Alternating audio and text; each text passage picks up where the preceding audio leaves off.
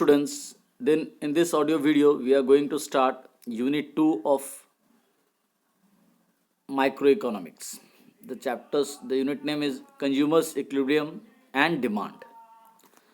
तो let us first discuss the consumers equilibrium. Consumer मतलब ग्राहक और इक्विलिब्रियम का मतलब होता है संतुलन की स्थिति, बैलेंस की स्थिति, जब ग्राहक अपने डिमांड को ना तो बढ़ाएगा ना घटाएगा, ठीक बार बार उतना ही क्वांटिटी डिमांड करेगा जितना उसको करना चाहिए, जिससे वो परम संतुष्टि को पा सके। परम संतुष्टि का मतलब होता है कि वो क्वांटिटी भी ज़्यादा कंज्यूम कर रहा है, उसको मॉनेटरी लॉस भी नहीं हो रहा और उसको जो एक साइकोलॉजिकल सेटिस्फैक्शन होता है जिसको हम लोग यूटिलिटी कहते हैं, गुड्स को यूज़ कर कोई भी प्रोडक्ट को यूज़ करने से उससे वो भी मोस्टली सेटिस्फाइड है और किसी तरह का लॉस नहीं हो रहा। तो इस यूनिट में क्या क्या है? Consumers equilibrium, demand and elasticity of demand. तो let us begin with consumers equilibrium. हाँ, चलिए देखते पहले क्या लिख रहा। A consumer is one who buys goods and services for satisfaction of wants. मतलब ग्राहक एक वह व्यक्ति है या वह संस्था है जो गुड्स और सर्विसेज खरीदता है अपनी संतुष्टि, अपनी इच्छाओं को, अपनी ज़रूरतों को पूरा करने के लिए।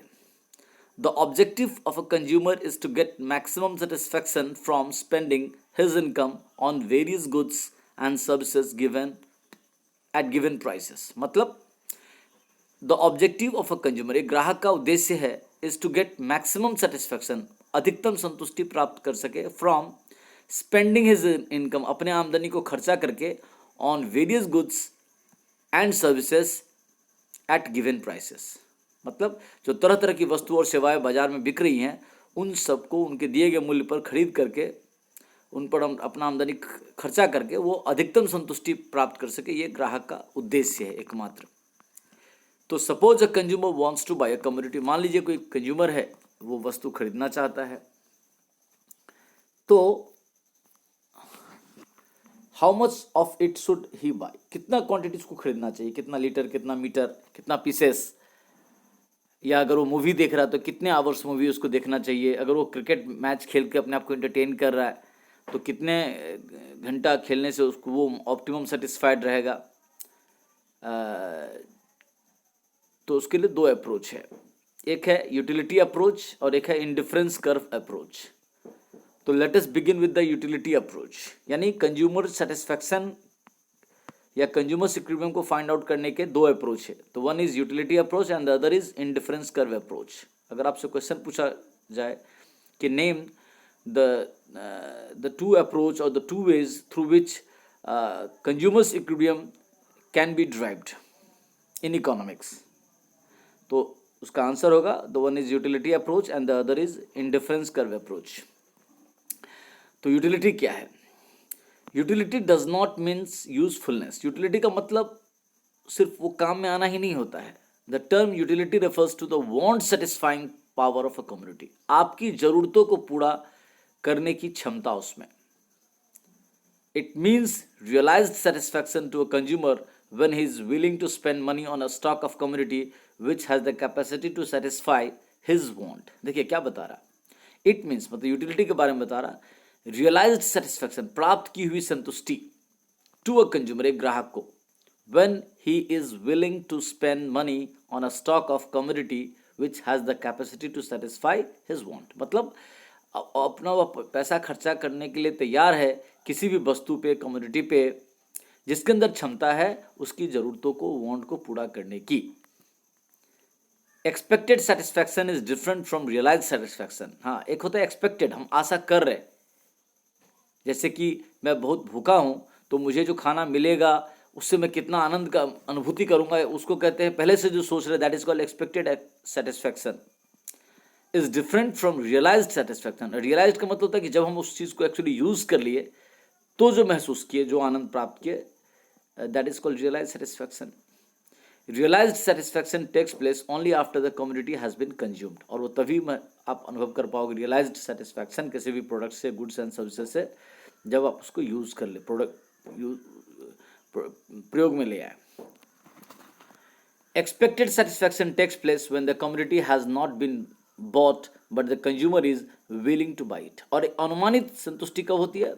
कंज्यूमर सिर्फ प्लानिंग कर रहा है कि हम परचेज करेंगे, एक्चुअली में परचेज किया नहीं, excuse me, sorry. A commodity has utility for a consumer even when it is not consumed. बिल्कुल सही बात. वस्तु में तो उपयोगिता हमेशा है, हम भले उसको प्रयोग में न लाएं, अगर हम खरीद कर रख लिए या खरीदेंगे तो उसमें यूटिलिटी तो है ही, हमेशा है, इसीलिए तो बिकने के लिए आई है. बट जब हम उसको कंज्यूम किए तो क्या सेटिस्फैक्शन हमको मिला, वो विशेष महत्व रखता है, तभी हम उस. अच्छा, further the same commodity has different utility for different persons and also to the same person at different points of time. अब ये क्या बात बता रहा, ध्यान दीजिए कि सेम कमोडिटी, एक ही वस्तु, हैज डिफरेंट यूटिलिटी, अलग अलग उपयोगिता साबित होगा फॉर डिफरेंट पर्सन्स, अलग अलग व्यक्तियों के लिए. जैसे एक आम है, मान लीजिए सारे आम सेम क्वांटिटीज के हैं 10 पीसेस और 10 लोग खाए, तो 10 लोग जरूरी नहीं कि सेम क्वालिटी के मैंगो से सभी सेम टाइप सेटिस्फेक्शन होगा, सबका फीलिंग एक्सप्रेशंस डिफरेंट होगा. And also to the same person at different points of time. सही बात. और एक ही व्यक्ति अपने जीवन काल के या अपने जीवन काल में अलग अलग समय में एक ही वस्तु से मिलने वाली उपयोगिता में अलग अलग रिएक्शन करेगा. तो दो बातें बताया. पहला बात बताया कि एक ही प्रोडक्ट को यूज़ करके 10 लोग 10 तरह का पॉइंट ऑफ व्यू रखेंगे कि उससे क्या क्या यूटिलिटी मिली, किसी को ज़्यादा मिला होगा, किसी को कम मिला होगा, कि कोई उसको बताएगा कि मेरे लिए उतना यूज़फुल नहीं रहा, ऐसा. और उसी तरह से हम अकेले ही अगर मान लीजिए दही खाते हैं, सेम दही मेरे को 10 दिन तक मिला, तो हर दिन उस सेम दही के प्रति मेरा जो रिएक्शन था, जो सेटिस्फेक्शन था, सेम नहीं था, डिफरेंट डे डिफरेंट था. तो ऐसा क्यों? हालांकि ये मान लेना पड़ेगा कि यहाँ की जो दही का क्वालिटी सब कुछ सेम था, दैट वाज नॉट चेंज. तो सिर्फ मेरा psychological point of view different था according to my psychological conditions and physical needs of the body. Utility differs from person to person, place to place and time to time. मतलब utility व्यक्तियों के हिसाब से, जगह के हिसाब से और समय के हिसाब से डिफरेंट होते हैं. Utility is a cardinal concept. मतलब यूटिलिटी गिनने की चीज नहीं है, it can be measured.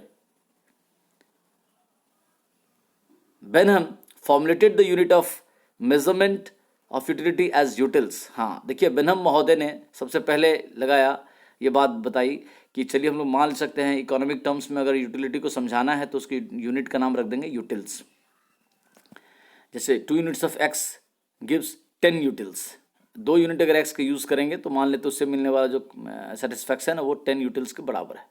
According to Marshall, money should be used to measure utility. और मार्शल ने कहा कि यूटिलिटी को हम मॉनेटरी टर्म्स में कंपेयर करके मेजर कर सकते हैं. जैसे से consumption of 2 units of X gives utility worth ₹10. तो एक ने अलग से उसका यूनिट बना दिया, यूटिल्स नाम रखा, और एक ने उसको मॉनेटरी टर्म में दिखाया. What is total utility? It is the sum of, पहले मार्जिनल यूटिलिटी समझाते हैं. What is marginal utility? It is the addition made to the total utility as consumption is increased by 1 more unit of the commodity. मतलब मान लीजिए आप कहीं गोलगप्पे खा रहे हो, सॉरी मुंह में पानी आ गया होगा, हाँ, तो गोलगप्पे खा रहे हो तो क्या होता है, 8-10 बना के आपको खिला रहा. तो मान लेते पहला गोलगप्पा खाए उससे कुछ यूटिलिटी मिला, सेकंड गोलगप्पा खाए उससे कुछ यूटिलिटी मिला, थर्ड खाए उससे कुछ. तो हर एक एडिशनल जो गोलगप्पा आप खाते गए उससे जो एडिशनल सेटिस्फैक्शन आप फील कर रहे हो, आप काउंट कर पा रहे हो, चाहे मॉनेटरी टर्म्स में मार्शल के हिसाब से करो या क्या कहते हैं बेनहम के हिसाब से यूटिल्स के यूनिट में करो. तो हर एक गोलगप्पे को जब खा रहे हो उससे जो सेटिस्फैक्शन अगर हम उसको काउंट कर पाएँ तो ईच एडिशनल यूनिट से मिलने वाले एडिशनल सेटिस्फैक्शन को, एडिशनल यूटिलिटी को मार्जिनल यूटिलिटी कहेंगे. द बेनिफिट और the utility drive from each additional unit we consume during a period of time at a regular intervals is called marginal utility. ये मैं अपना डेफिनेशन दूंगा. और total utility क्या है? It is the summation of marginal utility. It is the sum total of marginal utility. Simple भाषा में मैं अगर बोलूँगा तो ये बोलूँगा. और यहाँ क्या लिखा है? Total utility is the sum of all the utilities that a consumer drives from the consumption of a certain amount of a community. अगर मान लीजिए मैं 10 गोलगप्पे खाया तो पहले से जो खाया, दूसरे से जो खाया, तीसरे से खाते गया, तो हर एक से अलग अलग जो जो खाया, that is the marginal utility. अब मैं एक एक का सबका सम टोटल फाइंड आउट किया। जैसे देखिए, ये पहले वाले से 8 सेटिस्फैक्शन मिला, दूसरे वाले से 6 मिला, तीसरे वाले से 5 मिला, चौथे वाले से 4 मिला, फिर 3 मिला, फिर 2 मिला, फिर 1 मिला, फिर 0 मिला, फिर -2 भी मिला है। तो ये जो अलग अलग बेनिफिट सबसे मिला है वो मार्जिनल यूटिलिटी सबसे लास्ट वाले कॉलम में MUX बोल के दिखाया हुआ है, और इसी MUX को जोड़ते जाइए। जैसे जब जब जब 0 था तो सब कुछ 0 0 है, लेकिन पहला 8 है तो देखिए 1 यूनिट के बाद टोटल यूटिलिटी 8 है, लेकिन दूसरे से 6 मिला तो 8 + 6 टोटल यूटिलिटी 2 यूनिट का 14 हो गया। तीसरे से 5 मिला तो 3 यूनिट के बाद टोटल यूटिलिटी 19 हो गया। चौथे से 4 यूनिट मिला सेटिस्फैक्शन मार्जिनल यूटिलिटी के रूप में, तो 4 यूनिट का टोटल यूटिलिटी मिल गया 23। इस तरह से टोटल यूटिलिटी हमारा 26, 28, 29 एंड फाइनली घट के 27 हो गया। ये घट के क्यों 27 हो गया? यानी इसका मतलब हुआ कि हम लोग जो हर एडिशनल यूनिट से मिलने वाला एडिशनल बेनिफिट है उसको मार्जिनल यूटिलिटी तो कहते हैं, बट वो जो किसी प्रोडक्ट को, गुड्स को एट अ फिक्स्ड इंटरवल के बाद अगर हम कंज्यूम करते रहते हैं तो एक समय ऐसा भी आएगा जब उससे मिलने वाला एडिशनल यूटिलिटी वो निगेटिव हो सकता है, यानी वो बेनिफिट नहीं दे करके कुछ हार्म कर गया, चाहे वो मॉनेटरी लॉस में हार्म करे, चाहे साइकोलॉजिकली करे, या आपको वॉमिटिंग करा दे, आपके गैसेस प्रॉब्लम हो जाए, या आप उस फ्रस्ट्रेट हो जाओ उस चीज़ को और आगे कंज्यूम करने से, तब वो निगेटिव जाएगा। लेकिन यहाँ पर हम देख रहे हैं कि जब 8th यूनिट 7th यूनिट में भी 29 था टोटल यूटिलिटी और 8th में भी 29 है, यानी आप चाहे 7वीं यूनिट खाओ तो भी आपका टोटल यूटिलिटी 29 रहेगा, लेकिन उसमें एडिशनल बेनिफिट 1 मिला था। और 8वां यूनिट जब आप खाए तो 8वें से एडिशनल बेनिफिट 0 है, यानी marginal utility, but total utility आपका 29 है। तो यहाँ पे क्वेश्चन उठता है आपसे कि बताओ, एक कंज्यूमर को, हम एक कंज्यूमर हैं तो हम ये अगर X नाम के यूनिट को कंज्यूम करें तो कितना यूनिट कंज्यूम करना चाहिए? तो देखिए, जब भी कंज्यूमर के यूनिट्स को as a rational consumer decision लेते हैं तो दो बातों का ध्यान रखते हैं कि वो यूनिट भी मैक्सिमम कंज्यूम करे, उसका टोटल यूटिलिटी घटना नहीं चाहिए। अगर वो कांस्टेंट है, जितना पहले था उतना ही है तो चलेगा। तो देखो 7 यूनिट अगर वो कंज्यूम करता है, 8 नहीं करता है, क्योंकि 7 में भी 29 है टोटल और 8 में भी 29 है, तो 1 यूनिट वो कम कंजम्पशन करेगा। क्यों? क्योंकि अगर 8वां यूनिट भी वो कंज्यूम करता है तो कम से कम 8 पीसेस तो खाया, जबकि टोटल यूटिलिटी ना घटा ना बढ़ा। तो यानी 8 यूनिट होगा उसका टोटल यूटिलिटी के हिसाब से, when total utility is maximum and also the quantity is maximum 8। और 9 क्यों नहीं? आप बोलोगे 9 पीस खाता तो और ज़्यादा अच्छा होता। नहीं, अच्छा नहीं होता, क्योंकि देखिए अगर 9 पीस खाने से 1 पीस तो ज़्यादा खा पड़ा, लेकिन टोटल यूटिलिटी 29 से नीचे घट के 27 में आ गया, तो टोटल यूटिलिटी डाउन जाने लगा। तो जब तक टोटल यूटिलिटी का ग्राफ ऊपर रहे या कांस्टेंट रहे, तब तक जितना पीस खा सकते हैं आप खा लो, यूज़ करना है कर लो। ये अप्रोच है कि when total utility is maximum उतने यूनिट कंज्यूम करो। और एक बात साथ साथ ये भी दूसरा कि व्हेन मार्जिनल यूटिलिटी इज 0, उतने यूनिट, उसके सामने जो यूनिट है उतने यूनिट अगर आप खा सकते हो तो that is also a stage of consumer equilibrium. तो ये दो अप्रोच आपको बताया, MU और TU अप्रोच के हिसाब से। When TU is maximum then that much quantity should be consumed, और when MU 0 that much quantity should be consumed. ये अप्रोच, ठीक है? तो इसको आप समझेंगे।